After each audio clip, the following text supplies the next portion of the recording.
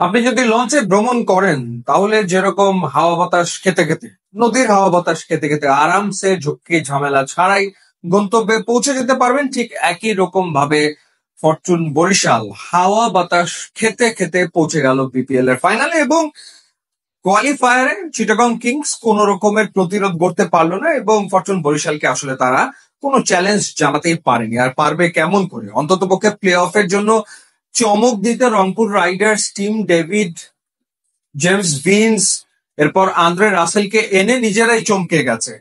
আর Khulna Tigers তারাও চমক দেওয়ার জন্য নিয়ে এসছে সিমরান হেটমায়ার, জেসন হোল্ডার এবং শুনতে পাচ্ছি যে নিশামকেও তারা নিয়ে এসছে কোয়ালিফায়ারের জন্য।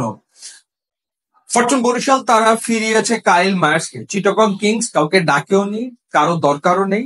তারা আসলে যাদের নিয়ে খেলছিল তারাই এই ম্যাচে নেমে গিয়েছিল, অর্থাৎ গুনে গুনে 6 জন ব্যাটসম্যান এবং গুনে গুনে 5 জন বোলার। এবং যা হওয়ার তাই হয়েছে, কোন রকমের কোনো প্রতিদ্বন্দ্বিতা আসলে হয়নি। আর হবে কেমন করে? পাওয়ার প্লেতে যদি একটা না দুটো না চারটা উইকেট হারিয়ে ফেলে 42 রানের ভেতরে চিটাগং কিংস, তো ওখানেই আসলে তাদের ম্যাচ শেষ, কারণ তাদের ব্যাটসম্যানের সংখ্যা তো 6। তো এরপরে যে 5 জন আছে, অর্থাৎ এই 5 জনের ভেতরে কারা রয়েছে? খালেদ রয়েছে, আলিসাল ইসলাম রয়েছে, আরাফাত সানি রয়েছে, এরপর শরীফ রয়েছে, যারা আসলে সেভাবে করে ব্যাটিং করতেই পারে না, অর্থাৎ ব্যাটিং এ কোনো কন্ট্রিবিউট করতেই পারে না। এই কারণে শামীম পাটোয়ারি একা ফাইট করে গেল। 79 রানের একটা ইনিংস খেলেছে 47 বলে, 9টা 4, 4টা 6, দুর্দান্ত একটা ইনিংস, যার কারণে 149 পর্যন্ত পৌঁছতে পেরেছে চিটাগং কিংস। কিন্তু তাকে আর কেউ সেভাবে করে সাপোর্ট করতেই পারেনি। একটাই মাত্র পার্টনারশিপ, সেটা পারভেজ হোসেন ইমন এবং শামীম হোসেনের, এবং ডাবল ডিজিটেও এই দুইজনই পৌঁছাতে পেরেছে। ইমন করেছে 36 আর শামীম 79। এছাড়া তাদের ওপেনার ফেল করেছে, গ্র্যাম ক্লার্ক 6 রান করেছে, হায়দার আলী 7 রান করে আউট হয়ে গেছে, অর্থাৎ তার কেউ কোনো রান করতে পারেনি।